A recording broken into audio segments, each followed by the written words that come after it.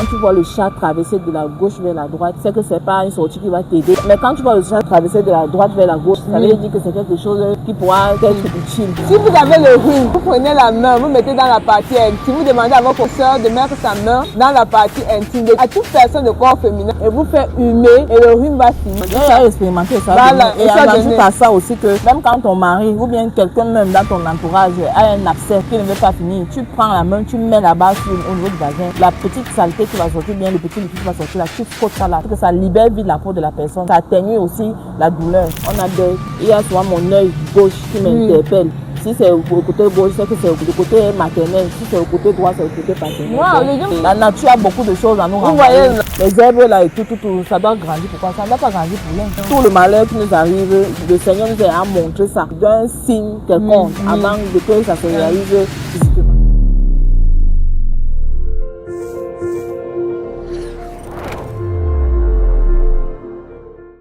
Nous sommes déjà avec Thérèse. Elle va nous présenter son art. Mais avant, elle va nous donner 2 ou 3 secrets africains.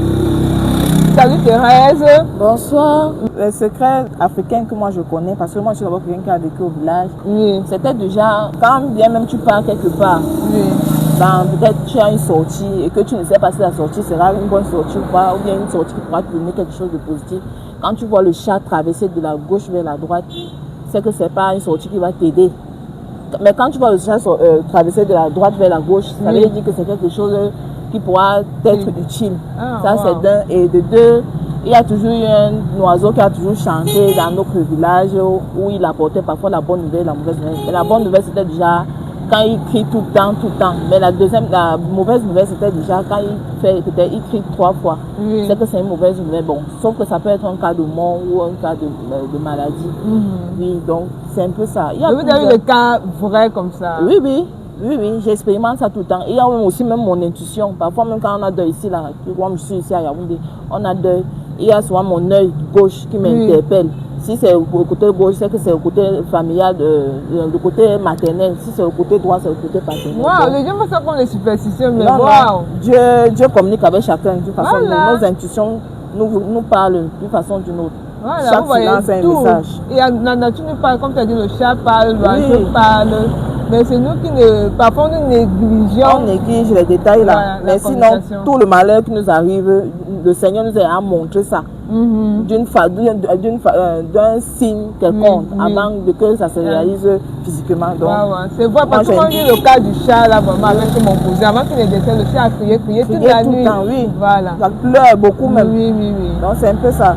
J'invite les gens à vraiment se connecter aux signes de la nature parce que tout ce que la nature envoie a un message. Donc, vraiment, je vous invite à ça.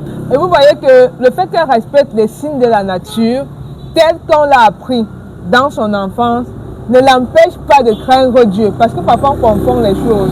Tu peux respecter les signes qu'on t'a appris parce que c'est l'expérience qui fait que les parents parlent ainsi. Exact. Ce n'est pas parce qu'ils sont superstitieux, c'est l'expérience de la vie. Mais ça ne t'empêche pas de louer ton Dieu, de prendre la religion que tu veux et de servir Dieu comme il faut. La dernière vidéo avec maman Gisèle, les gens se sont offusqués.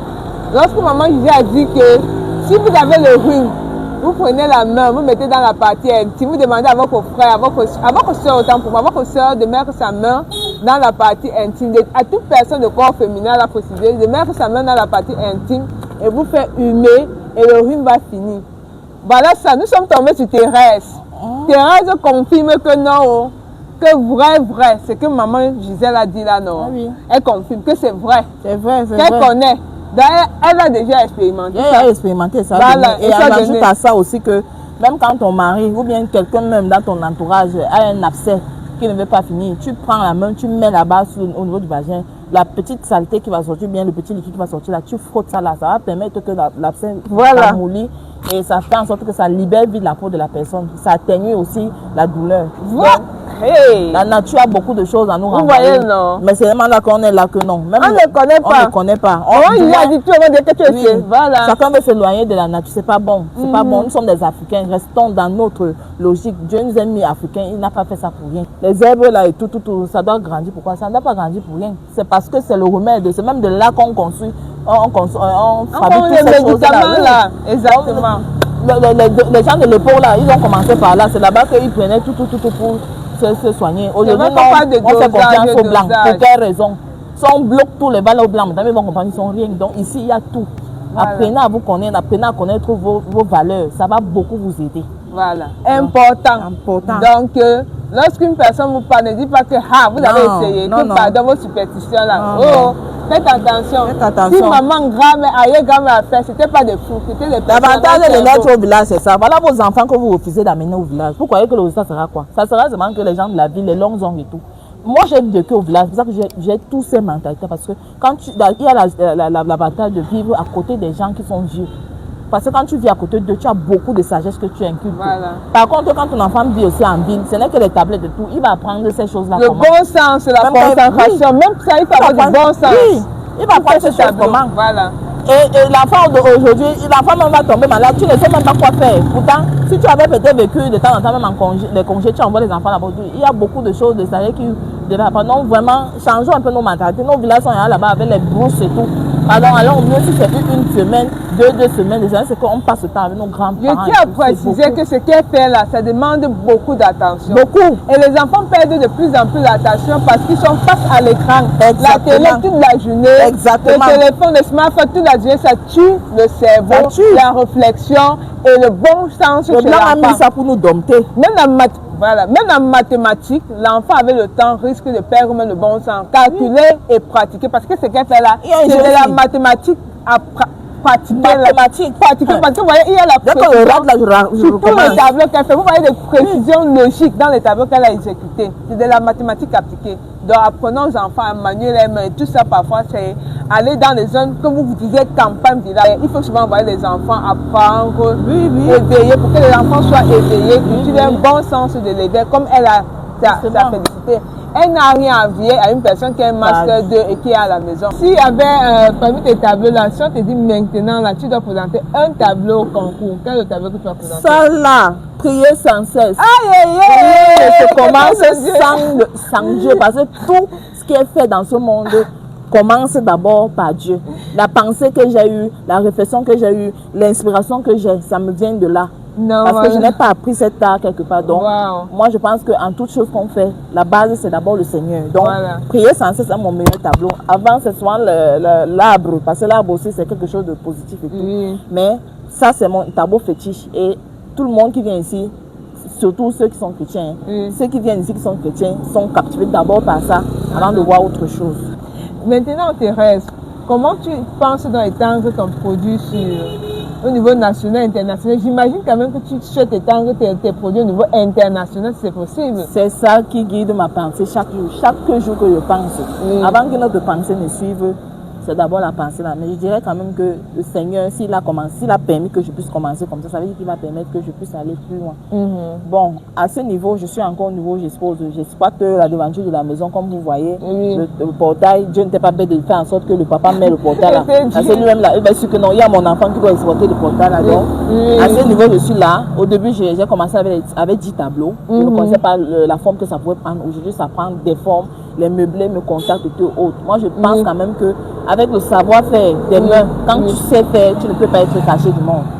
On va te chercher. Et les contrats aussi et tout, je compte me lancer dans le net bientôt parce que je n'ai pas encore un téléphone qui me permet de faire des photos assez adéquates parce que quand tu te lances dans le net, il faut les images. C'est les images qui captivent les gens avant qu'on ne s'intéresse à ton œuvre. Donc, pour le moment, je suis là et je sais que je nourris mon enfant avec, je paie l'école de mon enfant, je suis le père de mon enfant, je suis la mère de mon enfant.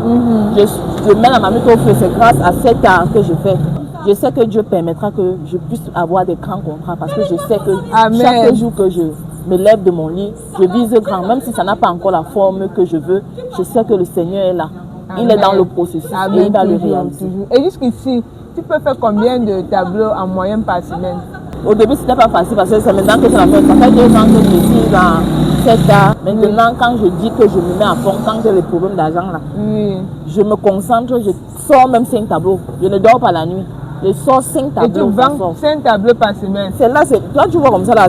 Ça se met jusqu'ici. Quand on enlève sa part, je mets. Et je travaille seul pour le moment. Mais je pense quand même qu'à la longue là, je vais me prendre quelqu'un Parce que c'est un art d'abord qui demande beaucoup de concentration, beaucoup d'attention. Oui, parce qu'il y a tellement de précisions dans d'attention. On dirait qu'on fait même des calculs, on fait même la mathématique pour sortir tout ça, parce que c'est tellement précis, tout est net. Oui. Donc vous voyez que en fait, aller à l'école c'est bien, mais savoir aussi utiliser un savoir naturel, c'est très important. Et je tiens à préciser que chaque femme qui compte aujourd'hui à bang ses fesses pour le iPhone, ce n'est pas la bonne route. Dieu a mis un talent. Aussi longtemps que tu n'es pas encore mort, sache que Dieu a mis un talent en toi. Ça, ton talent peut être que tu bavardes, c'est ton talent. Ton talent peut être que le simple fait que tu dis bonjour aux gens là, c'est ton talent. Apprenez à vous connaître parce que tout le monde a quelque chose. Moi, depuis petite, je fabrique des choses. C'est vrai que ce sont des choses que. Mais quand je fabrique, on dit waouh, waouh. J'ai dit, ça veut dire que c'est même si tu dois sortir de l'eau. Tu m'as dit que tu fais même des boucles. Même les boucles, c'est pas seulement les tableaux. Les boucles à l'époque, parfois même les habits, je prends un habit comme ça, je transforme ça. Quand je remets ça sur mon corps, je me dis, mais waouh, j'ai compris que je suis appelée à faire des choses, des merveilles sur ces mains-ci. Et ce n'est que le début, parce que je sais où je dois aller et je sais où je dois m'arrêter. Donc, je vous invite à toutes ces filles-là qui sont dans le désespoir, quoi que ce soit, en disant que Dieu les a abandonnées. Dieu ne vous a pas abandonné, c'est parce que vous ne voulez pas repérer la route qu'il a pour vous. Donc, reprenez-vous, reconscientisez-vous, faites un examen de conscience, vous allez vous retrouver et vous allez faire plus mieux que de partir vous donner les fesses dehors. Ça ne sert à rien. Je suis une jeune fille de 30 ans, je n'ai pas honte, je ne suis pas mariée, mais je sais que tout ce que Dieu fait est bon. Il a un processus pour chaque chose. Donc, commencez avec ce qui commence, même si c'est que c'est minable, même si c'est balayer la route que le Seigneur t'a révélé que tu dois faire. Tu ne sais pas où, derrière ça, un monsieur peut venir là avec tes diplômes et tout. Il t'amène quelque part. Ne négligez pas les débuts de chaque chose. Ne négligez pas. Donc, les diplômes aussi, il ne faut pas être cantonné sur les diplômes. Vous voyez, non, un diplôme. J'ai quel niveau? Voilà. Il ne faut pas complexer que je ne suis pas diplômée, je ne peux pas faire quelque chose. Non. Ah, le bac le probatoire qui m'a dépassé 3 fois, j'ai dit que bon, je n'ai plus l'argent à gaspiller. Voilà l'argent de ma scolarité, quelques mille, mais ici, voilà ça que je m'en sors. Voilà, et on voit exactement, on voit même de la précision, on peut même croire que tu utilises même les formules géométriques pour pouvoir sortir tes tableaux. Non, mais quand il y a l'argent, on connaît la maths, laisse. Quand il y a l'argent, on connaît la maths. Je suis fort en maths, papa. Je connais la maths quand il y a l'argent. Ok. Thérèse, maintenant, s'il faut... si on veut commander tes produits depuis l'étranger, j'imagine que tu livres déjà aussi à l'étranger. Oui, il y a les voyageurs qui viennent ici, ils prennent, parfois ils commandent, ils partent avec. Donc n'hésitez pas à commander. Thérèse est là. Ce que je souhaite, c'est que tu ouvres une entreprise qui va s'imposer à travers le monde. Amen, c'est parti, il y a là-haut. Amen. Tu as tellement de choses à faire. Tu as le tableau, les boucles. Et j'imagine qu'avec ce talent, tu peux même être dans la décoration intérieure. Tu as pensé à ça aussi. Justement, même dans une maison, quand j'arrive, je donne mon point de vue, ça rend fier à tout le monde. Donc, je sais que j'ai beaucoup de travail à faire, mais je ne peux pas me mettre dans la faiblesse maintenant. Voilà. Et si maintenant, n'est-ce pas, puisque j'imagine que tes matériels, quels sont d'abord les matériels que tu utilises pour pour le moment, mon premier matériel, c'est d'abord ma tête. Oui. Second matériel, c'est les fils, les clous et le côte, il y a le côte et le briquet. C'est avec ça que mes bases. C'est vrai que cet art demande beaucoup de matériel parce qu'il y a beaucoup de choses à joindre dans ça, mais pour un début, c'est avec ça que je fais.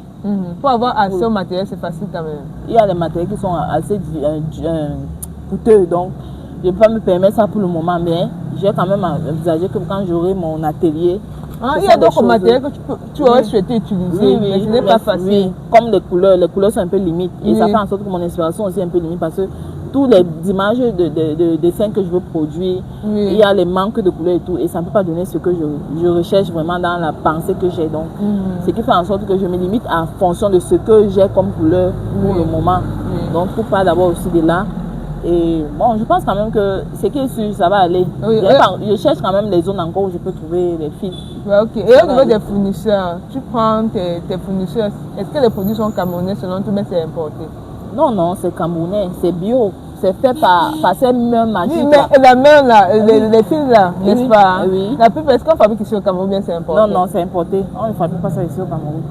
Donc, s'il y a quelque chose que tu peux conseiller à un Camerounais qui a les moyens, est-ce que tu peux le conseiller de venir investir, par exemple, Mais bien sûr. dans quelque chose comme ça? Oui, oui, toi? bien sûr. Ça va aider beaucoup de personnes parce qu'on a montré, tout a montré aujourd'hui que le fil est indispensable. Je peux dire ça parce qu'on court les habits avec le fil et tout. Oui. Prendre une entreprise, ouvrir une entreprise du fil ici, là, ça va beaucoup aider les gens. Oui. Par contre, quand on prend ça là-bas, si les gens coupent la balle là-bas, c'est fini. Voilà. Il y a beaucoup de femmes qui vont souffrir, beaucoup de familles qui seront en manque de nutrition et tout. Donc, moi, je pense quand même que avoir une idée de vouloir ouvrir une entreprise de fil ici, là, ça va beaucoup aider beaucoup de gens. Ok. C'est un peu ça. Donc, à travers les arts aussi, ça nous aide. Ça permet de proposer les talents qu'on a en Afrique. Vous voyez là, c'est un talent. Vous allez voir les tableaux géniaux, chic. Vraiment, c'est du lourd. Oui, oui. Et tous ces tableaux-ci, j'invite aux gens à savoir ce qu'ils mettent dans leur maison parce que les tableaux aussi, ça a une vie. On ne prend pas les tableaux pour mettre comme ça dans les maisons. Les tableaux ont des messages que ça rejette. Et moi, comme je suis chrétien, je ne peux pas mettre n'importe quoi. C'est que vous avez trouvé, peut-être que les gens qui sont dans les loges et tout, ils ont leur façon de tableau aussi là, mais je suis tellement croyante que je sais ce que je mets sur mon exposition. Si quelqu'un me passe la commande et tout, moi je vais faire ma petite prière là, je fais son tableau. Il ne veut pas compliquer ça là-bas. Parce qu'il y a les gens qui prennent les tableaux, mais ils ne veulent pas compliquer ça chez eux. Donc ça fait. Il y a un monsieur qui était venu ici là, il m'a dit de faire un tableau et tout. Quand j'ai fait, il est venu, je ne sais pas comment il avait fait, il a constaté que j'avais prié sur le tableau et tout. Je ne sais pas comment, mais j'ai compris que c'était quelqu'un qui était compliqué. Donc son tableau aussi, il voulait la reprendre comme ça et tout. Mais Dieu merci parce qu'il était parti comme ça sans me déranger et tout. Donc, ces tableaux, ça dit, ça a des messages positifs que ça renvoie dans les maisons. Donc, prenez vraiment le temps de connaître ce que vous mettez chez vous parce que un tableau qui n'est pas positif et qui est dans une maison apporte des ondes négatives. Donc, tout chose qu'on vit avec là, ça a des signes que ça renvoie, ça a des messages que ça envoie, ça a des ondes positives que ça envoie. Donc, je vous invite vraiment à mieux aménager le chez vous de telle sorte que quand vous avez un sommeil, vous avez un sommeil apaisant. Donc, c'est un peu ce que je voulais partager avec vous. Amen. Donc, consommons local parce que même dans les locaux camerounais, en Afrique, on a des choses bien qu'on y trouve. Vous voyez là, c'est tout africain. Tout ce qu'il y a là, c'est africain. Il y a africain, c'est tabac. Voilà. Il y a du bien en Afrique. Il n'y a pas de lait sur ma tête. Voilà. Il y a des bonnes choses en Afrique. Donc, aidez-nous à étendre nos produits. Comme vous voyez là, c'est du bien, c'est du beau. Vous pouvez vous vanter que cela vient de chez vous. Avec une énergie, puisque c'est fait avec la main. Vous voyez l'énergie humaine, l'amour qu'elle met, la prière d'abord qu'elle met dans ce tableau. Ça peut toujours apporter de la lumière chez vous. Merci bien d'avoir assisté jusqu'ici et on espère que vous allez partager massivement la vidéo. Merci bien. Bye. Bisous.